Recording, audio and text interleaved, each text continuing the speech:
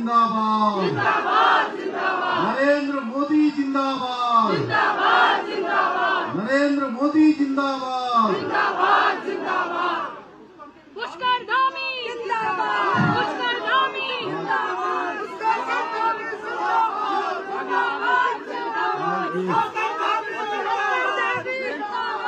देना आईडी देना धामी जिंदाबाद, धामी जिंदाबाद, यहाँ पे आ जाना यहाँ जिंदाबाद।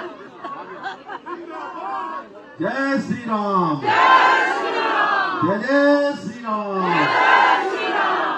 आज के पुष्कर जी बहुत को ही जय श्री राम, जय श्री राम, जय श्री राम, पुष्कर जी को जय श्री राम, जय श्री राम, जय श्री राम, प्रदेश अध्यक्ष जी को जय श्री राम, जय श्री राम, जय श्री राम, सम्मानित मंच को जय श्री राम, जय श्री राम, जय श्री राम। आज के बहुत ही ऐतिहासिक दिन, जिस दिन हमने आसाम में तीसरी बार लगातार भारतीय जनता पार्टी की सरकार बनी है। बंगाल में देश की आजादी के बाद ऐसा क्षण आया है कि पूरा भगवा हो गया, यानी कि हमारे राज्य देवभूमि उत्तराखंड से, देवभूमि उत्तराखंड की गंगोत्री से लेकर गंगा सागर तक पूरा भगवा ही भगवा हो गया है। पांडिचेरी में भी एनडीए की सरकार बन रही है, तमिलनाडु में भी भाजपा ने एनडीए ने बहुत अच्छा प्रदर्शन किया है। आज के इस अवसर पर मंच पर आसीन भारतीय जनता पार्टी के प्रदेश अध्यक्ष, जिनके नेतृत्व में हम लगातार अनेक विजय प्राप्त करते जा रहे हैं। आपने देखा, चाहे वो लोकसभा का चुनाव हो, चाहे वो विधानसभा के उपचुनाव हो, नगर पालिकाओं के चुनाव हो, या हमारे पंचायतों के चुनाव हो, हर चुनाव में हमारी पार्टी ने अपना परचम लहराने का काम देवभूमि उत्तराखंड में हुआ है। हमारे प्रदेश अध्यक्ष आदरणीय महेंद्र भट्ट जी, हमारे संगठन मंत्री आदरणीय अजय जी, और हम सब का समय समय पर उत्साहवर्धन करने वाले हमारे बहुत वरिष्ठ नेता और हमारे राज्य के पूर्व मुख्यमंत्री, भारत सरकार के पूर्व मंत्री आदरणीय डॉक्टर रमेश पोखरियाल निशंक जी, राज्यसभा के सांसद, राष्ट्रीय कोषाध्यक्ष आदरणीय नरेश बंसल जी, उत्तराखंड सरकार में मेरे साथ कैबिनेट के मेरे सहयोगी आदरणीय खजानदास जी, हमारी पार्टी के महामंत्रीगण कुंदन जी, तरुण जी,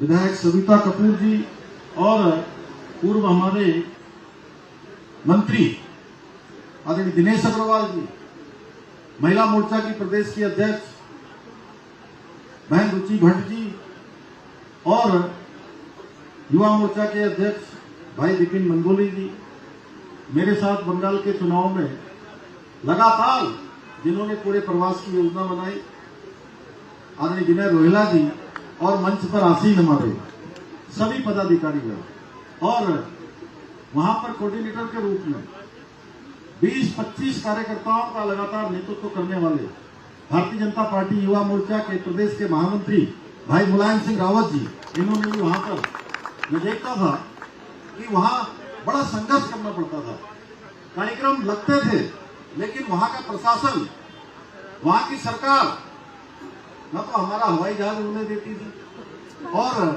कई बार जब हमारी कोई रैली चल रही होती थी,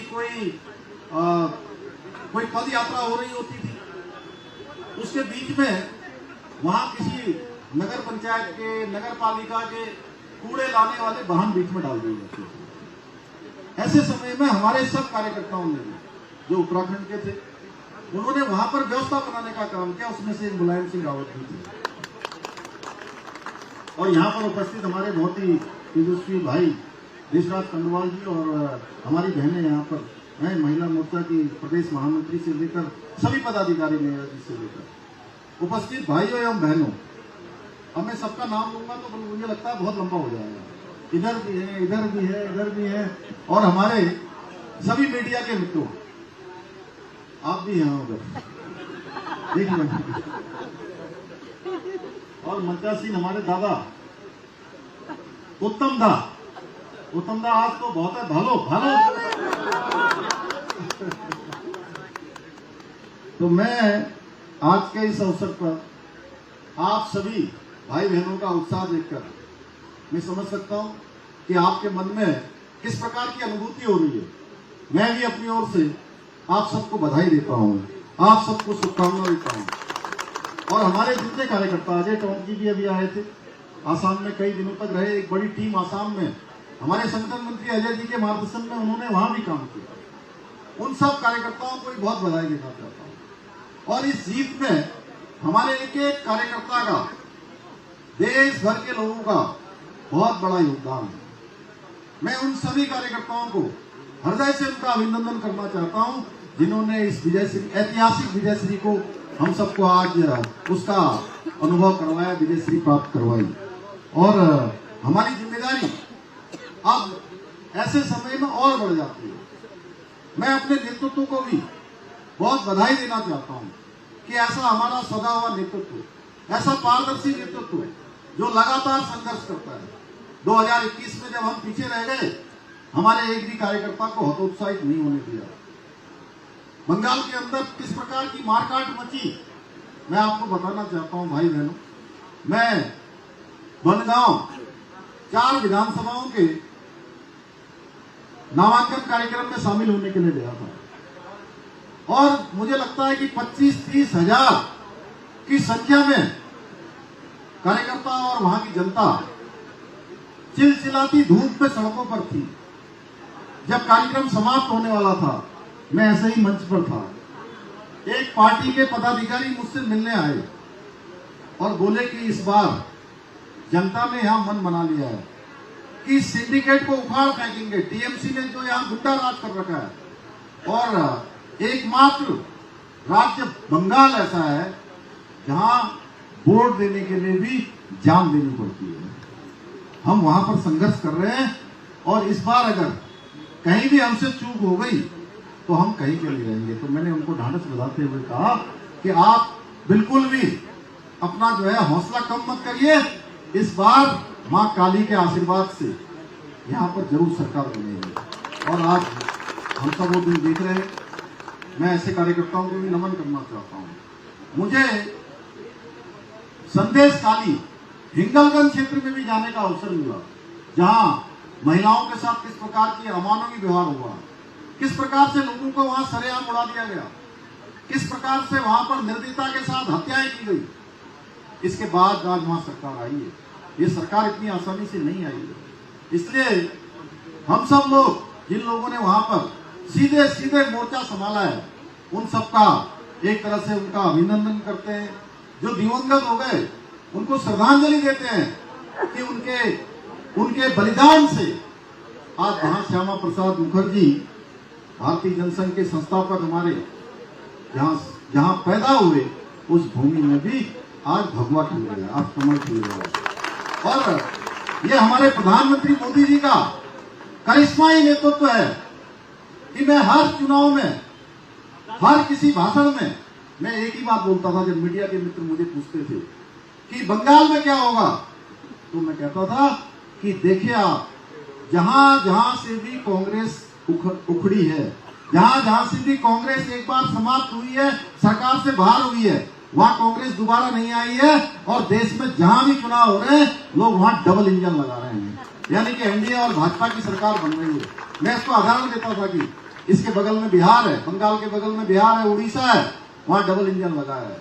हमारे हरियाणा में डबल इंजन लगा है, उत्तर प्रदेश, उत्तराखंड में डबल इंजन है, दिल्ली में लंबे समय बाद डबल इंजन लगा है, मध्य प्रदेश में लगातार डबल इंजन है, गुजरात में लगातार डबल इंजन है, छत्तीसगढ़ में लगातार डबल इंजन लग रहा है। तो भाइयों बहनों, ये मान लीजिए कि ये जो चुनाव है हमारे प्रधानमंत्री मोदी जी के नेतृत्व में, बंगाल में डबल इंजन लग गया है, तो आप देश में जहां भी चुनाव होंगे वहां की जनता वहां डबल इंजन लगाएगी। क्योंकि डबल इंजन आज विकास के पर्याय बन चुके हैं, डबल इंजन आज सुशासन के प्रतीक बन गए हैं, डबल इंजन आज गरीब कल्याण के एक प्रतीक बन गए हैं कि जहां भी डबल इंजन होता है वहां तेज गति से विकास होता है। और मैं बंगाल में देखकर मैं कह सकता हूं, देखिए वहां उन्होंने स्वच्छ भारत अभियान में जहां हमारी मातृशक्ति को, जिसके लिए हमने नारी शक्ति बंधन अधिनियम हमारे प्रधानमंत्री जी लेकर आए थे, उन्होंने नारी शक्ति बंधन अधिनियम को रोकने का महापाप किया है। और देश की जनता ने बंगाल हो, आसाम हो या पांडिचेरी हो, सब जगह से उनको जवाब देने का काम किया है।